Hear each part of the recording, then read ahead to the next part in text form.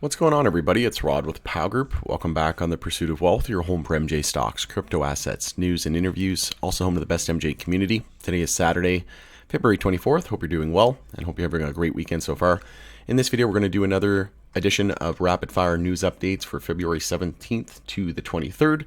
And as always, this is just a high-level overview. It's not to go into deep dive details, and I try to keep these videos around 10 to 15 minutes in length. Some weeks it's harder than others because there is a lot that goes on in just the run of a week, and I don't even go over everything. This is just the most pertinent ones and the most important ones that I think everybody should be made aware of. Before we get to it, though, make sure to smash the like. It helps support me in the channel. It doesn't cost you anything. If you're new, you can subscribe, tick the bell, all that good stuff, and you'll be notified on any future videos or when I go live. And as always, this is not financial advice. This is for entertainment and informational purposes only. You can also give us a follow over on X, formerly Twitter. The handle for that is @GroupPow. Going to be using that as my platform of choice going forward. Jumping right into the news, MJ Moment reports that Missouri's MJ market tallied more than $1.4 billion during the first full year of adult use sales. Still hearing some people say that the MJ industry isn't going to be profitable. I think they need to give their head a shake. Trulieve to open medical MJ dispensary in Pinellas Park, Florida. So this is obviously a big focus for them. They're dominating the Florida market, and with Florida potentially going to see adult use recreational sales beginning in 2025, it's more than likely going to be on the ballot here in November during the elections, and I would say that there's a 80 to 90% plus chance that we're going to see adult use sales. It's going to get enacted, and we'll start to see that commence in the summer of 2025. Going to be an absolute monster of a market. Medical MJ bill dies in Wisconsin legislature, so we had a bit of a roadblock there, but this is nothing to be worried about.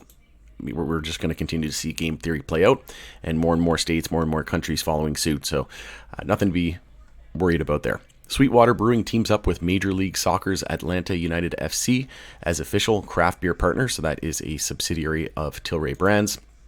We also had Aurora appointing a new CFO and consolidated its shares. So it's did a 10-for-1 reverse split, and it just did a 1-for-12 reverse split back in May of 2020 as well. So the new all-time high is over $1,500 on Aurora.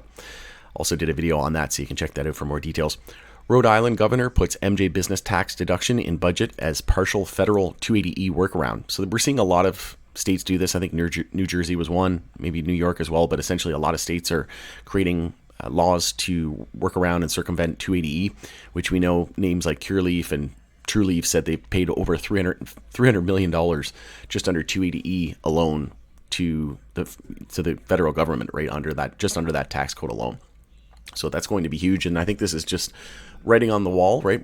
This is a clue that we're more than likely going to see rescheduling, and if we get rescheduling to Schedule 3, which I think is most likely at some point between now and the end of April, then that would remove 280E, which would be huge. These companies are going to absolutely skyrocket if that ends up being the case.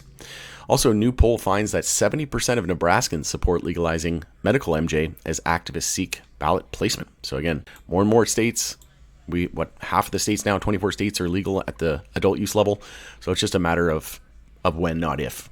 We're going to see, I would say the most likely scenario is we get rescheduling to Schedule 3 and then ultimately we deschedule it and they legalize it that way. I can't see Congress passing laws anytime soon. I would say the most likely scenario is that we take that incremental approach. So they'll do Schedule 3 and then in a couple of years, within the next couple of years, they amend some international treaties and then they fully deschedule it from the Controlled Substances Act. That's what I think will happen, and that will effectively legalize it. Also, Curaleaf celebrates new Phoenix Airport dispensary, so very, very bullish on Curaleaf. I do hold it in my portfolio. It's my second biggest MJ holding, and if you haven't seen that video, I did a MJ Holdings video, an update for 2024 with percentage breakdown. Also, Canopy Growth is going to be holding a special meeting for shareholders, and it's to vote on the creation of a new class of exchangeable shares, which is expected to be a critical step in the strategy to accelerate the entry into the U.S. market. So $50 billion U.S. market. And that's going to be on Friday, April 12th, 2024 at 1 p.m. Eastern. Moving right along.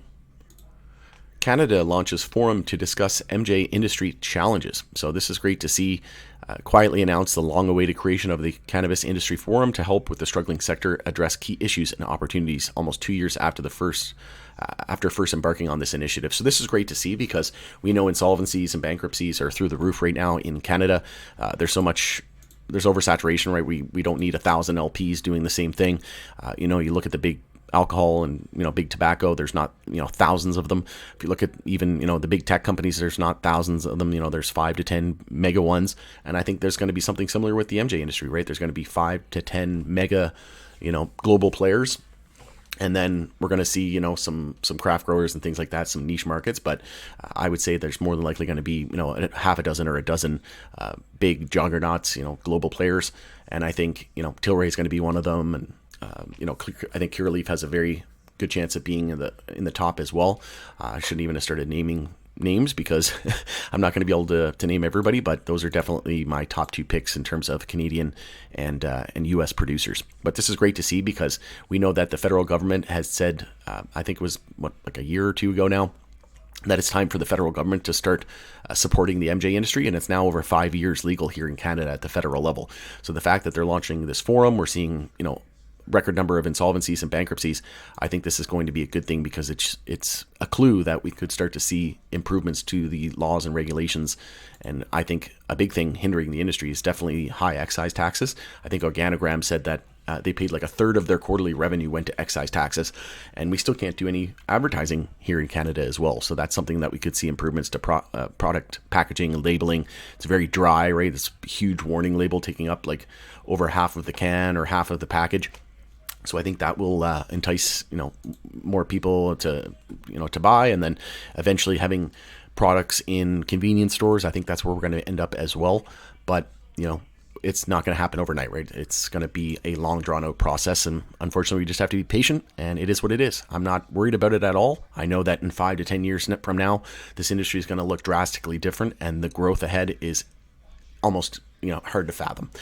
Also, Cookies is sued again by a cannabis retail partner in a $100 million dispute. So not a great look for Cookies here, but we'll continue to follow that one. Also, Soleil brand, which is a subsidiary and brand of Tilray. I guess it's a brand. And they launched new MJ-infused cold brew teas. So they launched the Peach Cranberry and Wild Berry Hibiscus. So I'll have to do some product reviews on this one. Pretty excited to try this one out. Those look fantastic. Moving right along here. Lost my spot. There's so many tabs whenever you do these videos. Connecticut MJ sales decline in January amid product shortages. So, and this is going to be something too. Whenever LPs start to become MSOs and MSOs start to become LPs, like I do think that we're going to see, a Canadian producer merge with a U.S. producer. Look at Canopy and Acreage. Tilray has MedMen convertible debt as well, so they could potentially acquire them if federally permissible. But I do think that, I do think that Canadian companies are going to be able to sell into the U.S. eventually, and this is obviously going to help with, supply and demand and product shortages, that type of thing. Also, the Canadian recreational MJ sales surpassed $5 billion in 2023, and the market just continues to grow. So and then with, I think it was 150 stores, Ontario upping from 75 to 150 retail stores per company, essentially. So like companies like High Tide, they can only have 75 stores in Ontario, whereas now that store cap is going to be doubling to 150, and that's only going to help combat the illicit market and draw people from that illicit market into the legal market. And so much growth, it's not even funny. National Law Enforcement Group urges MJ rescheduling. So again, we're starting to see more and more coalitions and groups start to make their voices heard and urging the government to start, especially the Biden administration, the executive branch to start the rescheduling process, which we know they have done. HHS recommended Schedule 3, and we're just waiting on the DEA sign-off, which I think we could get.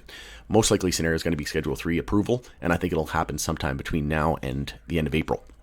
But we also had Elizabeth Warren saying that she wants federal she doesn't think that it's going to happen through Congress as well. She said it's time to deschedule it, and that would effectively legalize it as well. But as we know, she's going to be running against John Deaton, and I made a couple of posts about that, and I did a video just on that. Is we need to know John Deaton's official stance, because that's going to be huge, right? Because if he ends up ousting and beating Elizabeth Warren, We need him to be pro MJ so that he can pass, rescheduling or descheduling or safer banking, those types of things in Congress. We need another MJ supporter. So I think if he were to come out and say that he supports MJ legalization, I think that's only going to help him in the long run as well. So check out my posts on X, Twitter, and the video that I posted not too long ago on that as well. New Jersey MJ sales officially topped $2 billion since 2018, top regulator says, while encouraging lawmakers to explore home grow. So again, I don't know what these people are saying whenever they say MJ is not going to be a profitable business, because it absolutely will be. Just like Curaleaf founder Boris Jordan said, these companies are going to be highly cash flowing businesses. And Curaleaf said if not for 280E tax and paying over $350 million to the U.S. government just under 280E, he said they would more than likely already be paying a dividend to investors. So let that sink in. High Tide also recognized as a top 10 ranked company in the diversified industry sector by the TSX Venture Exchange 50 for 2024. So this is a company that I hold in my portfolio as well. Very, very bullish on them. They're going to be an absolute juggernaut as well. And there's some more information with them in just a moment. But Canopy Growth also launched new pre-rolls from 7 Acres and Highway. So I might have to try those out as well. Generally don't really buy much of their products anymore, but certainly be keeping my eye out for them. And then probably the biggest news, Germany's quasi-legalization MJ law was approved, and it's expected to boost medical. So medical companies and patients. So this is going to be a 2-pillar approach. I just did a video on this as well. You should check that out. But essentially, it's going to be a two-phase approach where at the beginning it's going to be medical, and then eventually into and not-for-profit, and then eventually into, and it's going to allow possession and things like that. But it's going to be a little while. They're working on phase 2, which will be the second pillar, and that's going to be for-profit companies, right? So Tilray will benefit greatly, and they actually released a article here saying Tilray Medical applauds German Bundestag and landmark passage of Medical MJ Act in Germany. So obviously that'll be great for Tilray because their medical division, right? They can start to start to supply them. But names like High Tide, which High Tide came out with an article as well, they welcome passage of the first pillar of Germany's cannabis legalization plan. But High Tide won't really be able to benefit until pillar 2, right? Because it's a for-profit organization and it doesn't really have it doesn't have medical, right? So it's a retailer. So I think Tilray is going to benefit the most and will more than likely dominate Germany in terms of market share. And then in pillar 2, High Tide is going to absolutely just benefit greatly from this, right? But they're over 83 million in population. That's basically double of Canada, right? And like I said, they still got a lot of growing to do, especially with the store count doubling in Ontario from 75 to 150. Also, Schwazze appoints Forrest Hoffmaster as interim chief executive officer. So this is a name that I don't really follow that much, but I know a lot of people are bullish on it. It's definitely on my radar. I don't hold it in my portfolio, but I think it's a part of MSOS ETF though, so I would own it indirectly through that. Also, Cresco Labs continues its retail expansion in Pennsylvania with new Gettysburg store. And as we know, Pennsylvania is likely the next state, along with Florida, to legalize at the adult use level. And last but not least, the U.S. receives its first DEA-sanctioned cannabis import from Jamaica. So they've been saying, the DEA saying they want to do more research and they want to get more THC and things like that. Even talked about like DMT and a few other drugs as well to do research on. But this is great, right? That they're getting sanctioned MJ imports, because that shows that they're doing more and more research on it, right?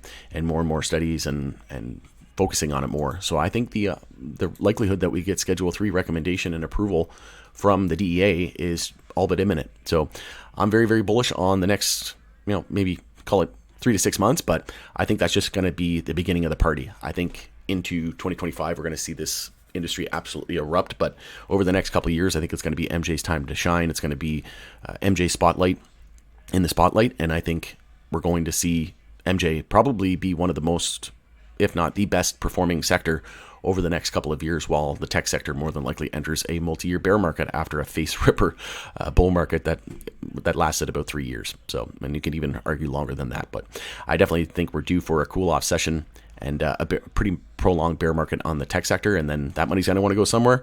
I think altcoins and alt season is going to happen very soon as well, and then once we see profit taking in the big tech sector and then in crypto, I think that's when money's going to roll into crypto, and then I think crypto will into MJ, and I think MJ will enter a multi-year bull market when tech and crypto enters a multi-year bear market.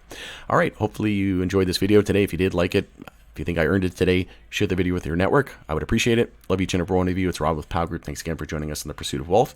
Enjoy the rest of your weekend, and we'll see you again on the next video.